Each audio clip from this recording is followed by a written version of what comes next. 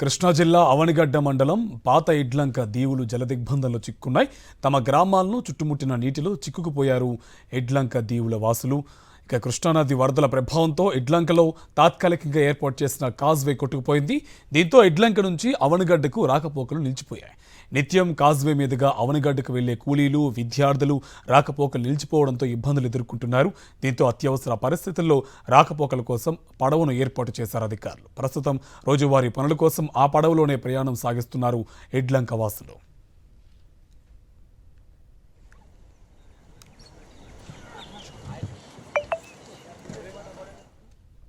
కృష్ణా జిల్లా అవనిగడ్డ మండలం పాత ఇడ్లంక దీవులు జలదిగ్బంధంలో చిక్కున్నాయి.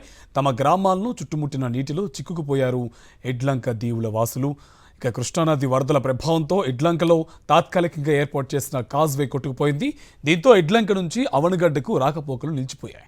నిత్యం కాజ్వే మీదుగా అవనిగడ్డకు వెళ్లే కూలీలు, విద్యార్థులు రాకపోకలు నిలిచిపోవడంతో ఇబ్బందులు ఎదుర్కొంటున్నారు. దీంతో అత్యవసర పరిస్థితుల్లో రాకపోకల కోసం పడవను ఏర్పాటు చేశారు అధికారులు. ప్రస్తుతం రోజువారీ పనుల కోసం ఆ పడవలోనే ప్రయాణం సాగిస్తున్నారు ఇడ్లంక వాసులు.